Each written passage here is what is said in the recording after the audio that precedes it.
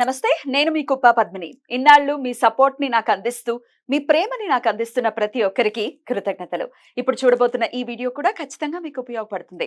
Like, share and subscribe చేసి మీ ఇష్టాన్ని అలాగే మీ సపోర్ట్‌ని నాకందించండి. అలాగే ఈ వీడియో పట్ల మీ అభిప్రాయాన్ని కామెంట్ సెక్షన్‌లో కామెంట్ చేసి నాకు తెలియజేయండి. నమస్తే. నమస్తే. Welcome to our channel. నేను పద్మిని. ప్రస్తుతంతో పాటు ప్రముఖ ఆధ్యాత్మికవేత్త, వాస్తు జ్యోతిష పండితులు, లలిత ఉపాసకులు, వాస్తు జ్యోతిష శిక్షణ నిపుణులు బ్రహ్మశ్రీ నానాజీ పట్నాయక్ గారు మనతో పాటు ఉన్నారు. మాట్లాడతారు. సార్ నమస్తే సార్. శ్రీమాత్రే నమః. సార్ ఈ ఆదివారం సంకష్టహార చతుర్థి వచ్చేస్తోంది. ఏకదంత సంకష్టహార చతుర్థిగా పిలువబడేటటువంటి చవితి. మరి ఈ తిథి ఎట్లాంటి విశిష్టం సంతరించుకుని ఉంది? ఎట్లా వినియోగించుకోవచ్చు ఆ రోజు?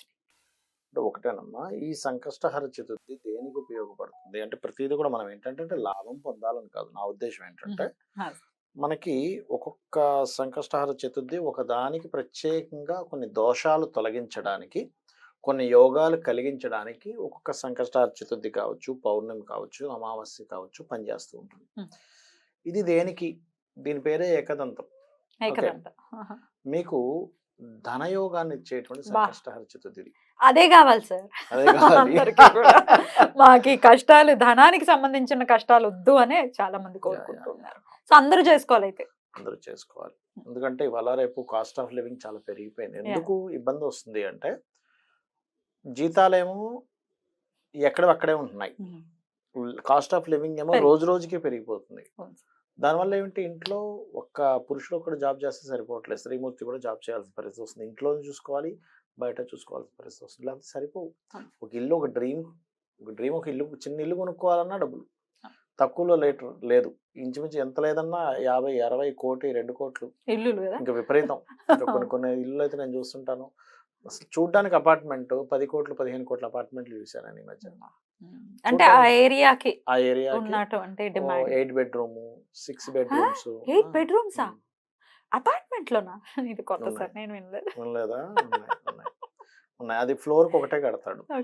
కానీ 8 ఉన్నాయండి, ఉన్నాయి. చాలా హైఫై లావిష్ గా ఉంటుంది. వాళ్ళు లోపల ఫర్నిచర్ కి ఒక 6-7 కోట్లు ఖర్చు పెడతారు. 10 కోట్లు కూడా ఖర్చు పెట్టేవాళ్ళు ఉన్నారు లోపల ఫర్నిచర్. అది కూడా తక్కువ స్థాయి నేను చెప్పేది, ఇంకా ఎక్కువ ఖర్చు పెట్టేవాళ్ళు. ఈ డబ్బులు ఎలా వచ్చేస్తున్నాయి సార్? విపరీతమైన ధనయోగం అండి.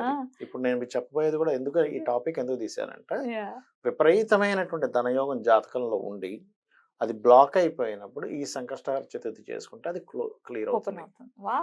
బ్లాక్డ్ భాగ్యచక్ర అంటారు దాన్ని. అంటే భాగ్యచక్రం బ్లాక్ అయింది. ఎట్లా సార్ విపరీత ధనయోగాన్ని ఎలా క్యాలిక్యులేట్ చేస్తారు సార్? ఎట్లా క్యాలిక్యులేట్ చేస్తారంటే ధనాధిపతి ఉంటాడమ్మా. ఆ ధనాధిపతి విపరీత రాజయోగాల్లో పడతాడు వెళ్ళి. విపరీత రాజయోగాలు, నీచభంగ రాజయోగాలు అని 2 ఉంటాయి. నీచభంగ రాజయోగం అంటే నీచపడిన గ్రహం ఇంకొక ఉచ్చ గ్రహంతో కానీ, లేదా ఆ రాస్యాధిపతి ఉచ్చ స్థానంలో ఉండడం కానీ, లేదా ఇంకొక నీచగ్రహం చూడబడడం వల్ల నీచభంగం జరుగుతుంది. విపరీత రాజయోగం 6-8-12 కారకులు 6-8-12 కాంబినేషన్లో ఉంటూ అది పర్టికులర్గా ధనయోగాన్ని ఇచ్చే దాంట్లో ఉంటుంది. అప్పుడు ఏంటంటే వాళ్ళకి అసలు ఏమీ లేదు, అసలు ఎందుకు పనికిరాడు అనుకున్నా కూడా పైకి లేస్తారు. అయితే ఇదంతా కూడా పాస్ట్ లైఫ్ లో చేసుకున్న కర్మే. అంటే పాస్ట్ లైఫ్ లో అతని దగ్గర ఉన్నది మొత్తం ఏదో ఊరికో లేకపోతే దేనికో కావాలనుకున్నప్పుడు దారాదత్తం చేయగలుగుతాడు. అంటే సడన్ గా నువ్వు వదిలేయగలిగావు అందరి మంచి కోసం అని, సడన్ గా నీకు వస్తుంది కర్మ. సింపుల్. అయితే ఇదొక ఎత్తు. అయితే జన్మజాతకంలో ఒక యోగం ఉంటుంది, అది బ్లాక్ అయిపోయి ఉంటుంది. బ్లాక్ అయిపోయినటువంటిది ఏదైనా సరే మీకు క్లియర్ అవ్వాలంటే గణపతి చతుర్దశి చేసుకుంటే చవితి చేస్తుంటాం కదా. పర్టికులర్ గా గణపతికి ఎలా అంటే మనం అంటే ఆనందంగా చేయగలగాలి. గణపతి పూజ అంటే ఏ పూజైనా ఆనందంగా చేయాలి, బట్ గణపతిని మరింత ఆనందంగా చేయగలగాలి. అప్పుడు తొందరగా ప్రసన్నం అవుతాడు. ఆయన కూడా బాలుడు కాబట్టి ఆనందానికి కారకుడు ఆయన. చెప్పాలంటే ఆనందాన్ని ఇచ్చేవాడు, ఆనందానికి కారకుడు. సంతోషంగా చేయగలగాలి. అందుకే చూడండి, మనకి అందరూ అనుకుంటుంటారు ఏమిటి గణపతి పెట్టినప్పుడు పిల్లలందరూ డాన్సులు చేస్తారు, డబ్బులు కొట్టుకుంటూ తీసుకెళ్తారు ఎందుకు అనుకుంటాం. నార్మల్ గా తీసుకెళ్లి మనం నిమజ్జనం చేయొచ్చు కదా అనుకుంటాం. కాదు, కోలాహలం ఉండాలి. ఆయనకు ఆనందం కోసమే వీళ్ళు చేస్తారు. డప్పులు కొట్టుకుంటూ, డాన్సులు చేసుకుంటూ. ఎందుకంటే ఆయన ఆనందిస్తాడనమాట. అది యాక్చువల్ రీజన్.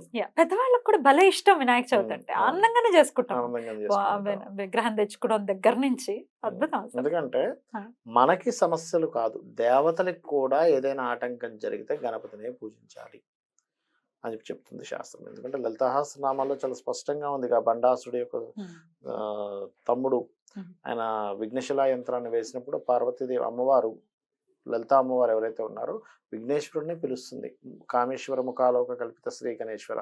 అమ్మ ఏం చేయాలంటే అక్కడ ఎవడో ఏదో పెట్టేది తీయ అంటుంది. అక్కడ అంతమంది దేవతలు ఉన్నారుగా, వినాయకుడిని ఎందుకు పిలిచింది అనేది మనం అర్థం చేసుకోగలగాలి. అయితే ఈ రోజు పర్టికులర్ గా తీపి పదార్థాన్ని, ఏదైనా ఒక తీపి పదార్థాన్ని మీరు తయారు చేసి గణపతికి నైవేద్యంగా పెట్టి దాన్ని నలుగురికి పంచిపెట్టండి. ఒకటి. రెండవది, ఎప్పుడైనా గణపతి ప్రసన్నం అవ్వాలి మీకు బాగా అంటే గరికతోనే పూజించాలి.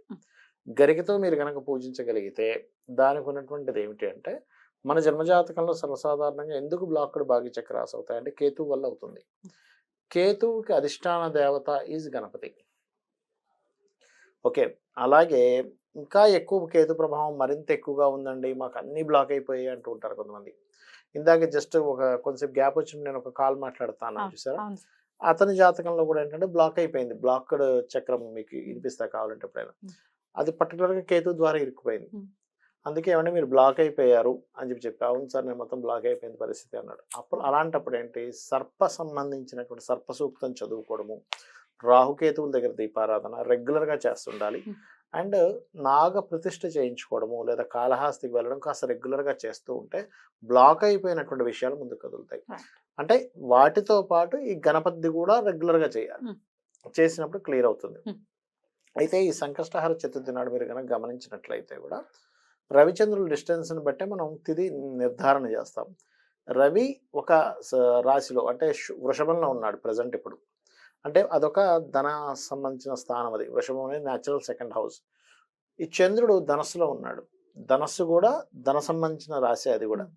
సో ఇద్దరు ధన సంబంధించిన రాశుల్లో ఉన్నప్పుడు మీ యొక్క కర్మ అంటే పూర్వజన్మ కర్మ స్థానంలో కేతు ఉన్నందుకు ఆ గణపతిని గనక ధ్యానిస్తే పూర్వజన్మ కర్మలో చేసిన ఒక కర్మ వల్ల ఏర్పడినటువంటి దోషం తొలగుతుంది క్లియర్గా. సో ఈరోజు ముఖ్యంగా మీరు తీపి పదార్థం చేసి దానంగా ఇవ్వడము, గోవులకి తీపి చపాతీలు అంటారు. అంటే కొంతమంది బెల్లం వేసిన చపాతీలు చేస్తారు. నూనె వేయకుండా కాల్చిన చపాతీలకి తేనె పూసి చిన్న చిన్న ముక్కలుగా చేసి గణపతి ఈ యొక్క గోవులో ఉన్నాడు అనేటువంటి భావనతో చేయాలి. ఇంకోటి ఏంటంటే ఎప్పుడు కూడా గణపతిని ఆరాధించేవారు నేను అంటే ఫ్లెక్సిబిలిటీ నేర్చుకోవాలమ్మా. ఎప్పుడు కూడా గణపతి ఫ్లెక్సిబిలిటీ కారకుడు. ఆటంకం తొలగుతుంది అంటే ఆటంకం మనం ఏర్పరచుకుంటాం.